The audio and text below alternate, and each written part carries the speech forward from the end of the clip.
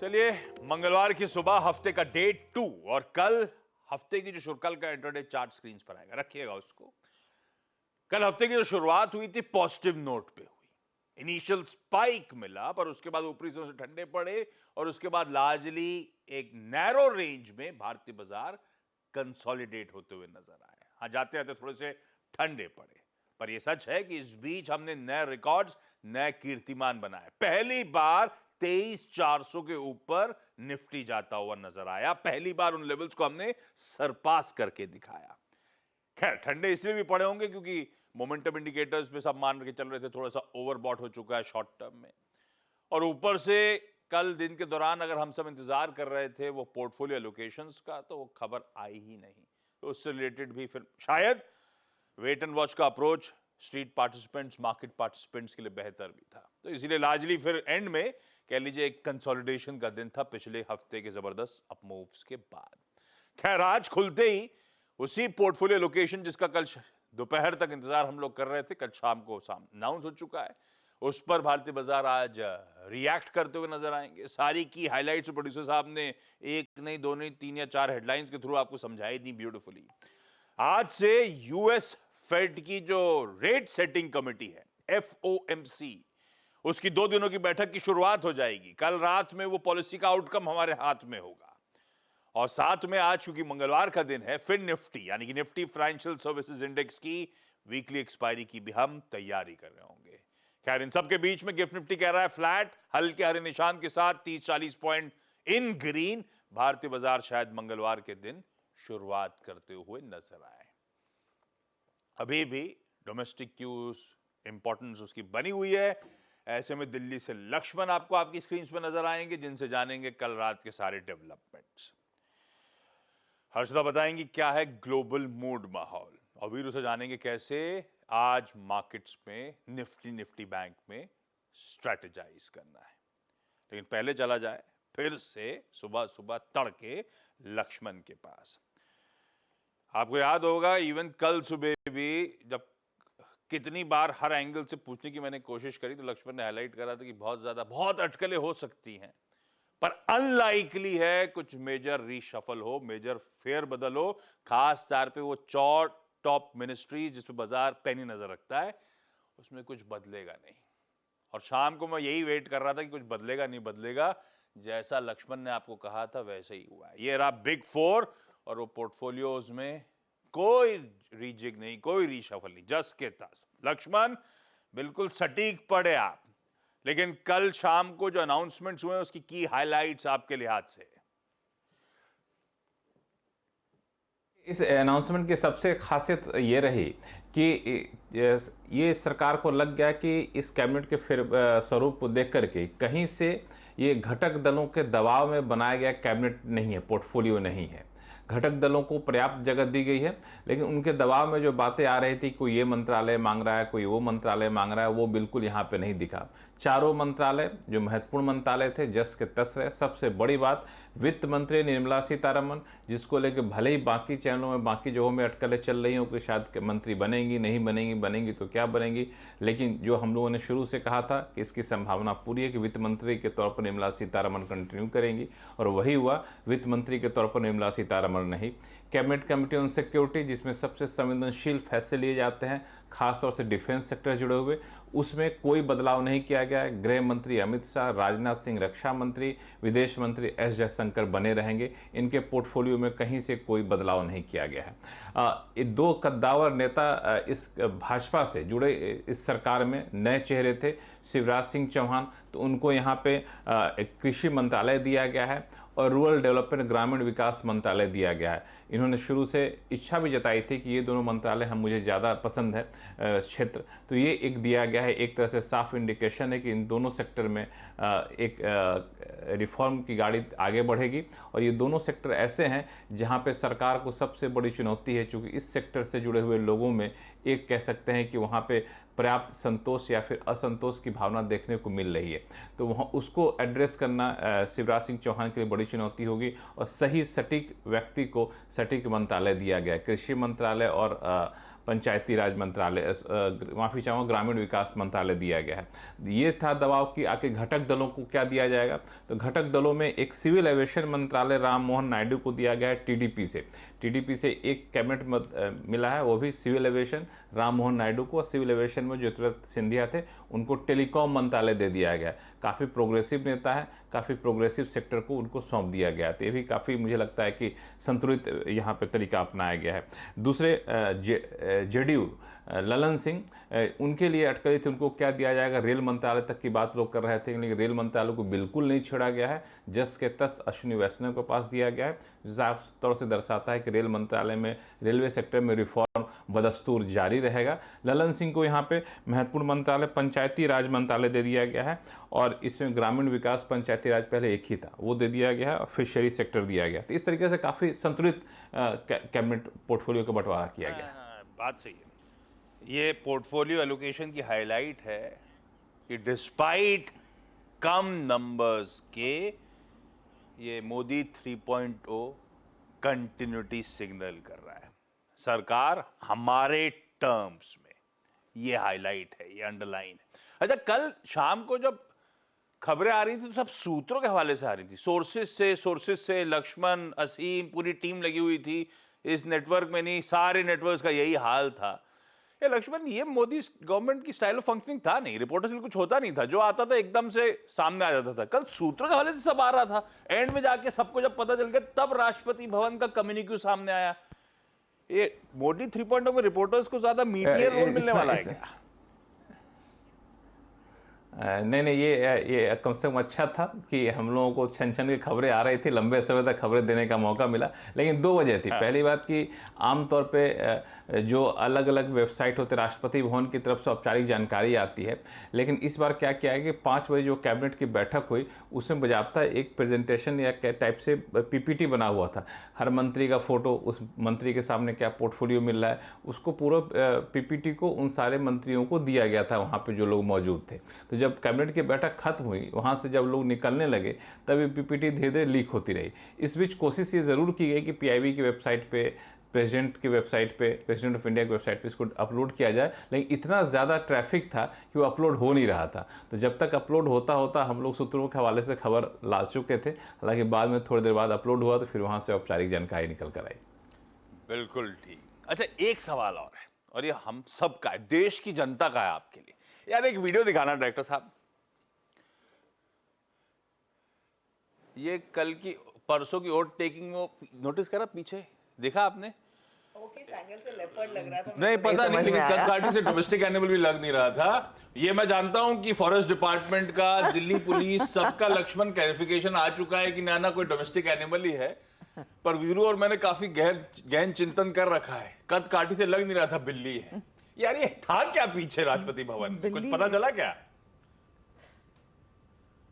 दरअसल ये अच्छा हुआ कि कैमरे पे रिकॉर्ड हो गया, क्योंकि हम लोगों को भी नज़र वहाँ पे नहीं पड़ी, कुछ सेकंड के लिए वहाँ से गुजरा। लेकिन क्या था, किसी को औपचारिक जानकारी दी नहीं गई है।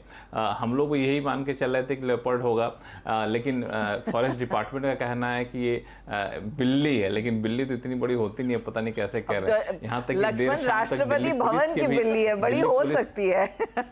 ये आपको कुछ पता चला क्या, कौन था ये? अच्छा हुआ।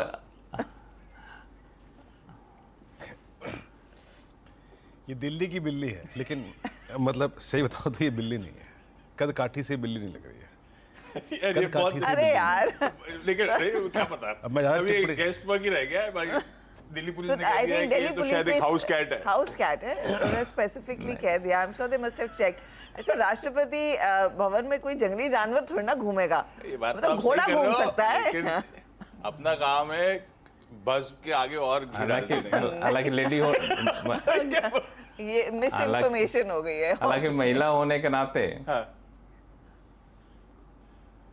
मैंने कहा कि हालांकि लेडीज होने के नाते द्रौपदी मुर्मू की बचाव कर रही हैं हर्षदा, लेकिन ये तस्वीर इनको सपोर्ट कर नहीं रही है।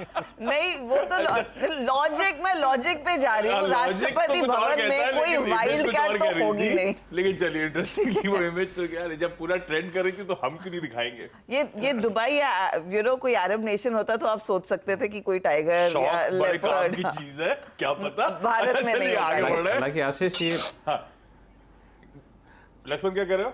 आशीष ये बिल्कुल घनघोर आश्चर्य की बात है। वहां पे मैं तो वहां पे था 5 बजे से मैं वहां चला गया था। एक परिंदा भी वहां पर नहीं मार सकता। कैसे वहां पहुंच गया और कैसे सामने से गुजर गया, मुझे बहुत ही आश्चर्य लग रहा है। जो उस इलाके में जहां से गुजरा वहां तो भाई साहब बिल्कुल इतने चाक चौबंद सब रहते हैं सुरक्षाकर्मी।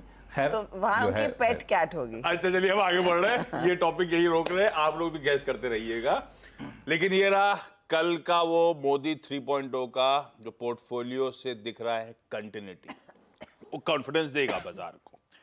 अब हर्षदा के पास चला जाए और ग्लोबल मूड कैप्चर कर लिया जाए। गिफ्ट निफ्टी दिख ही रहा था 30-40 पॉइंट ऊपर खुलने के इंडिकेशन। एशिया और प्लीज यूएस के मार्केट्स क्विकली स्क्रीन पर रख दीजिएगा। एशिया ठीक कर रहा है, लार्जली इन ग्रीन ट्रेड कर रहा है, और यूएस से भी हैंडओवर 1/4 से 1/3% मजबूती का था।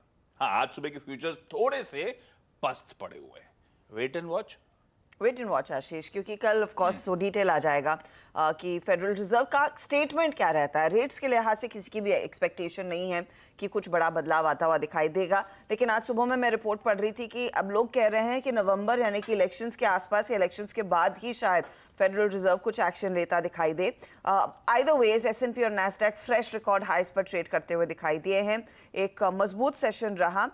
एनवीडिया जैसे ट्रेड्स में फिर खरीदारी लौटती हुई दिखाई दी, तो वो एक फेवरेबल ट्रेड साबित होता हुआ दिखाई दिया। अच्छा, शाम को वो एप्पल के ऑफ कोर्स WDC कॉन्फ्रेंस में उन्होंने खुलासा किया है कि कैसे वो आर्टिफिशियल इंटेलिजेंस को एप्पल के प्रोडक्ट्स में, एप्पल के सॉफ्टवेयर में, OS में इंटीग्रेट करने वाले हैं। लेकिन जो बेस है वो ये चैट GPT वाला, ओपन AI वाला ही है। उसकी आलोचना आज सुबह में इलॉन मस्क कर रहे थे कि अगर एप्पल ऐसा कर रहा है कि आप इतनी बड़ी कंपनी हैं और आप खुद का AI डेवलप नहीं कर पा रहे तो कोई फायदा नहीं। आइदर वेज अगर आप टेस्ला के ऑफिस जाएंगे, आईफोन वो अलाउ नहीं करेंगे। उन्होंने वो एक ट्विटर पर स्टेटमेंट दे दिया है। लेकिन एक इंटरेस्टिंग है कि अब एप्पल अपने खुद के बल पर किस तरह के प्रोडक्ट्स AI वाले डेवलप करता हुआ दिखाई देगा। कुल मिलाकर ज्यादा कुछ ऐसे बड़ा टेक अवे नहीं है, हल्की तेजी थी और सभी की नजरें आज की फेड, इनफैक्ट कल जो आने वाला है फेड का बयान, उस पर रहेगी। 2 दिन की जो बैठक आज से शुरू हो गई।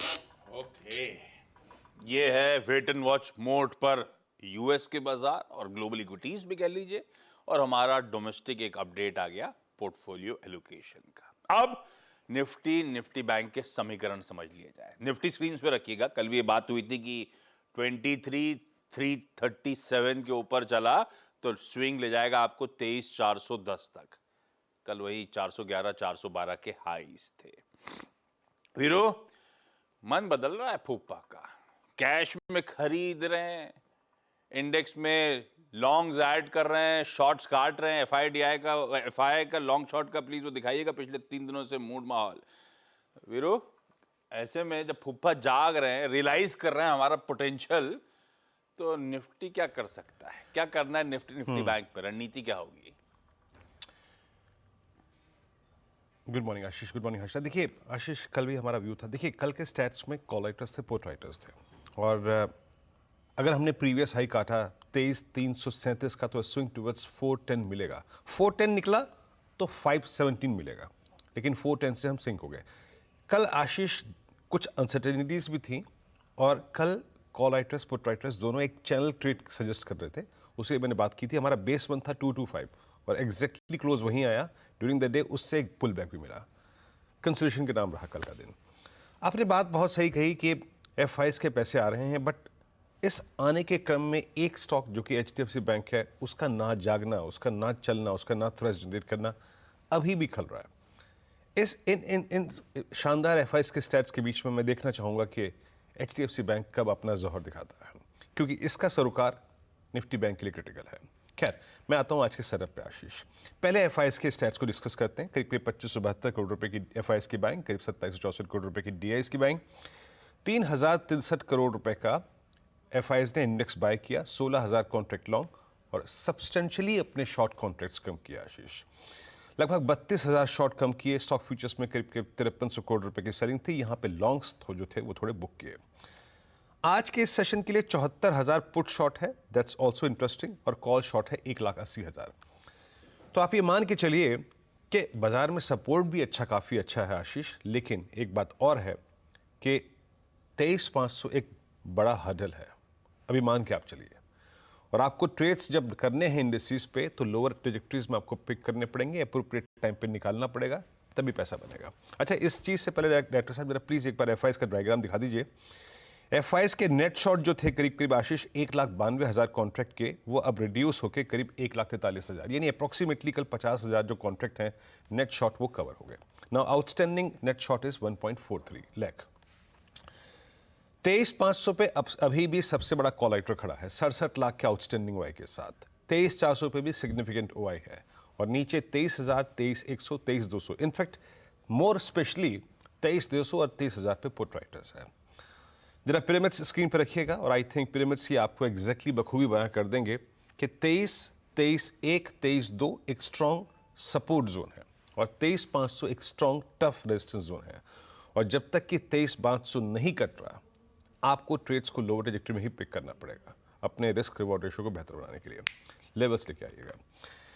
देखिए, सबसे पहले बेस को डिफाइन करता हूं मैं यहां पर आशीष। बेस है वो आपकी स्क्रीन पे आएगा, इट्स 23,203 एंड 169। इस ट्रेजेक्टरी प्लस 15-16 पॉइंट्स आप मान के चल सकते हैं, वो आपका एक बाय जोन होगा।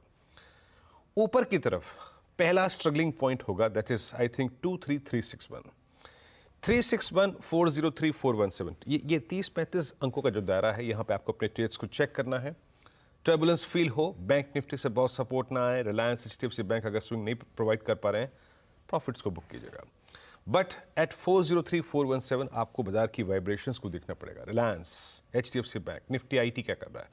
अगर 47 बाइसेक्ट होता है, जो फर्स्ट कॉल राइटर्स का जोन है, तो स्विंग टुवर्ड्स 477, 523 पॉसिबल है। अदरवाइज बेस 1 और RS1 के ऊपर ट्रेड में फोकस कीजिएगा। यह है निफ्टी पे approach. No shorting thoughts till we violate 23,071, 23,023। जब तक वो बेस 2 नहीं टूट रहा, तब तक मेरी शॉर्टिंग की कोई नजरिया नहीं है। निफ्टी बैंक थोड़ा सा पशुपेश में है, लीडरशिप क्राइसिस है, कौन डिलीवर करेगा कौन नहीं करेगा। और कल भी एक हाई ट्रेजेक्टरी जो मैंने तय की थी कि 50-200 एक डिफिकल्ट जोन है, यहाँ पे प्रॉफिट्स को बुक कीजिएगा। वहां से नीचे लाने में सबसे अहम भूमिका एचडीएफसी बैंक की रही। तो एचडीएफसी बैंक अभी भी एक सरप्राइज पैकेज है with these I think FIS figures. बड़े कॉल राइटर्स 50,000 पे, उसके बाद 50-200 पे, उसके बाद 50-500 की ट्रेजेक्टरी में खड़े हैं। नीचे पुट राइटर्स में करीब करीब 49,500 पे बड़े पुट राइटर्स का क्लस्टर है। बेस 1 लेके आइएगा स्क्रीन पे प्लीज जरा। देखिए, मैं अभी भी बहुत, अगर आप देखें, स्पष्ट जो ट्रेड्स हैं वो निफ्टी बैंक पे नहीं है। बेस 1 क्या है, थोड़ा समझाता हूं मैं आपको। बेस 1 है एक तो पुट राइटर्स का zone, first line of defence जो है करीब करीब 49,500 पे, और दूसरा है शॉर्ट टर्म एवरेजेस 10-20 डे का क्लस्टर और 49,000 का पुट राइटर का zone. So till the time आपके पास बेस 2 है, शॉर्टिंग की कोई थॉट्स नहीं है क्योंकि आप एवरेजेस के ऊपर हैं। लेकिन याद रखिएगा, आप एवरेजेस तक जब तक पहुंचेंगे नुकसान काफी हो चुका होगा। सो बेटर है कि नियरेस्ट पुट राइटर के जोन तक के डिप्स को बाय किए, एंड दैट्स आई थिंक 49,618, 49,481। ये प्लस 50-60 पॉइंट चलेगा, but as of now RS1 that is I think 49,974 and 51,708। ये एक इंपॉर्टेंट सप्लाई क्लस्टर है जो हमने कॉल राइटर्स को देखा भी। यहाँ पे अपने प्रॉफिट्स को बुक करने की चेष्टा कीजिएगा। निफ्टी बैंक में अलग डिफरेंट एक स्ट्रॉन्ग मूव तभी आएगा जब आप 50-178 और 50-200 के जोन को काट देंगे। In that circumstances a swing towards 331 और 578 पॉसिबल है। Ashish, important stocks in Harshada radar पे क्या क्या इंटरग्लोब एविएशन आशीष, जहां पर वो ब्लॉक डील होने वाली है, और भाटिया फैमिली, अब तक गंगवाल फैमिली की तरफ से वो हिस्सा बिकता हुआ दिखाई दिया है, लेकिन अब भाटिया फैमिली इंटरग्लोब एविएशन में करीब करीब 2% स्टेक ऑफलोड करते हुए दिखाई दे सकते हैं। यानी कि 77 लाख शेयर इनकी तरफ से बिकने के लिए आएंगे। 3,293 करोड़ का ये सौदा होता हुआ दिखाई दे सकता है। 7% के डिस्काउंट पर कल की क्लोजिंग से अगर आप कंपेयर करें, ये सौदा होने के आसार है। तो ये स्टॉक आप सबसे पहले रेडार पर रखेंगे। IRB इंफ्रा पर भी आपकी नजरें होनी चाहिए, क्योंकि यहाँ पर सिंट्रा दरअसल 5% स्टेक IRB इंफ्रा में ऑफलोड करता हुआ दिखाई दे सकता है। 63 रुपीज से 70 रुपीज 65 पैसे के बीच ये सौदा होने के आसार है। कल की क्लोजिंग से करीब करीब 10.2% का डिस्काउंट है। डील साइज 1900 करोड़ के आसपास आकी जा रही है। एक लॉक इन पीरियड होगा यहाँ पर 150 डेज का। अगर यहाँ पर कंपनी पूरी तरह से एग्जिट करना चाहती है, सिंट्रा और स्टेक बेचना चाहती है। सिंट्रा का एंड ऑफ Q4 में 25% के आसपास का हिस्सा था। तो ये दो बड़े स्टॉक्स रेडार पर रखेंगे। RVNL और Siemens दोनों रेडार पर रहेंगे, जहां पर RVNL Siemens के जो कंसोर्शियम था उनको लेटर ऑफ एक्सेप्टेंस मिल गया है बैंगलोर मेट्रो रेल कॉर्पोरेशन की तरफ से। 394 करोड़ का काम इनको करना है। RVNL वैसे भी सेंट्रल रेलवे प्रोजेक्ट के लिए एक लोएस्ट बिडर उभर कर आया है। 38 करोड़ का जो ऑर्डर है तो वो बैक करती हुई कंपनी दिखाई दे सकती है।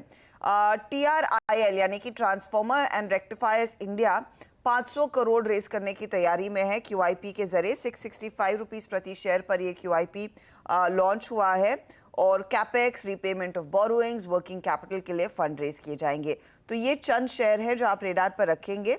और ऑफ कोर्स आज वैसे भी सेक्टोरली डिफेंस कंपनियां, रेलवे स्टॉक्स रेडार पर रहेंगे क्योंकि वो स्टेटस को मेंटेन हुआ है मिनिस्ट्रीज के लिहाज से, जो मंत्रीगण हैं, तो वो एक पॉजिटिव रहेगा इन सभी काउंटर्स के लिए। ओके, क्विकली छोटा सा ब्रेक के उस पर आज का इवेंट्स कैलेंडर और commodity strategy.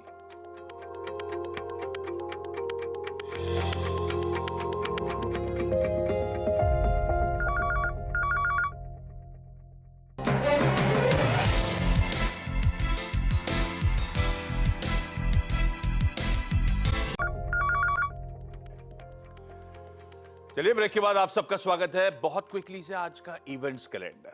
Wednesday Nifty financial services index यानी कि फिन निफ्टी की वीकली एक्सपायरी, ट्यूसडे आज।